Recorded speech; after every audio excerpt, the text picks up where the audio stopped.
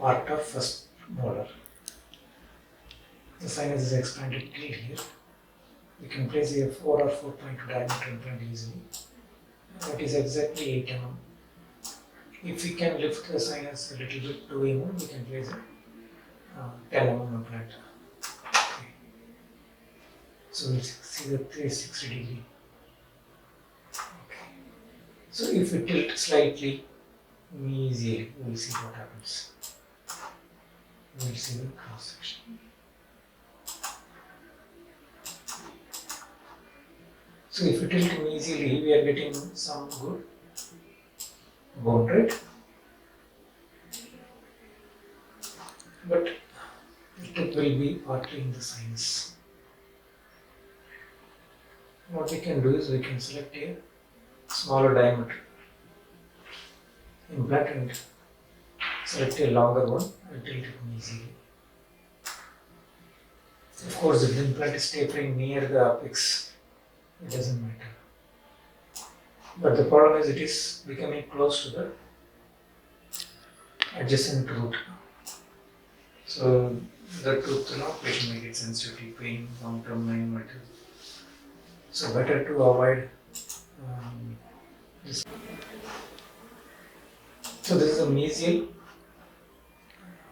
part of first molar. The sinus is expanded till here. We can place a 4 or 4.2 diameter implant easily. That is exactly 8 mm. If we can lift the sinus a little bit 2 mm, we can place a 10 mm implant. Okay. So we'll see the 360 degree. Okay. So if we tilt slightly, easily, we'll see what happens. We'll see the cross section. So if we tilt him easily, we are getting some good bone, right?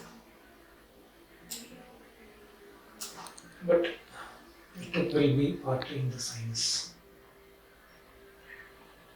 What we can do is we can select a smaller diameter implant and select a longer one and tilt it easily. Of course, if the implant is tapering near the apex, it doesn't matter. But the problem is it is becoming close to the adjacent root. So the tooth, patient may get sensitivity, pain, long-term matter. So better to avoid this approach. Here it looks completely surrounded by bone. This is mesially, but distally it will be within the sinus.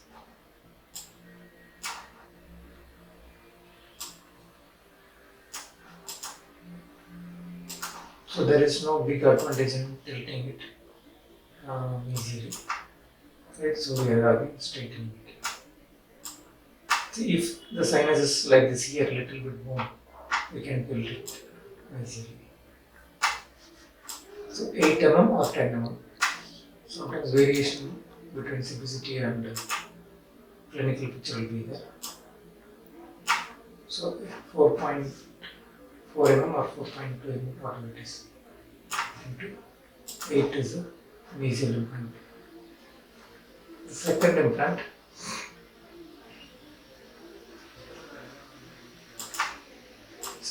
we are planning, we can plan either in the root or we can tilt.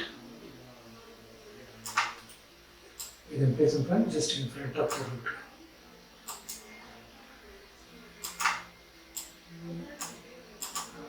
First we'll check the socket. So this is the sound root, right? We can place a wider 8.5 BCS. 10 mm implant will be ideal. 8.5 10 will be ideal. Or even we can place a 5.4 compressive. 5.58. We can place.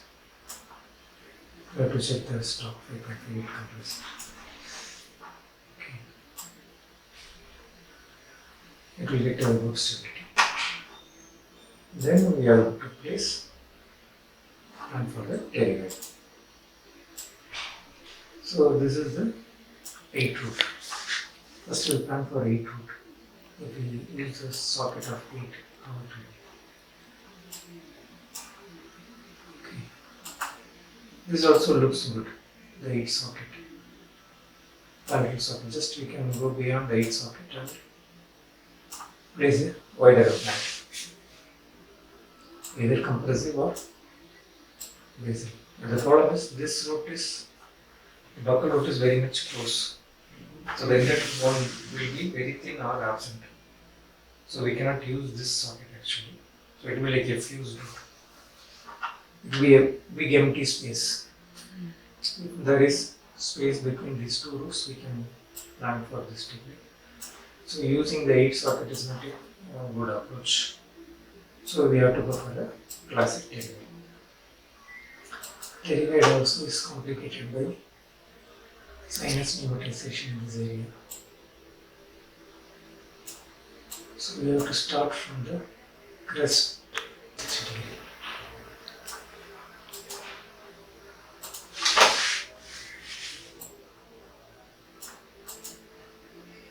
So this is the buccopalatal view. We have to tilt buccally. Because here, this is the lateral pterygoid plate. We may use the lateral pterygoid muscle. So we have to tilt the buccopalatal plate, start buccally and do palatally or medially. Around 18 mm is there. You see the 360. Okay. This is the IUPA view. Okay. Like how we take, we see this view. If you see here, the bone is cancellous, but only here we are getting good bone, full cancellous. The challenge will be, practically what will be the challenge. So which implant you have to do first? Yes, pterygoid you have to do first. If you place these two implants, then drilling for pterygoid, this implant will interfere with this. So first place the pterygoid. Then place the next two implants.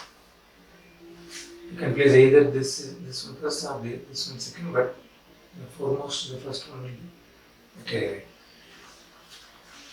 The prosthetic space is good, so no issues.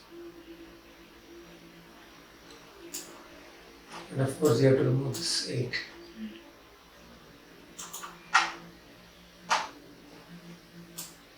This 8 you have to remove. Already it is giving pain, even if it is not giving it, better to remove 8 because this may superact and this may create problem in the pterygoid and the entire implants.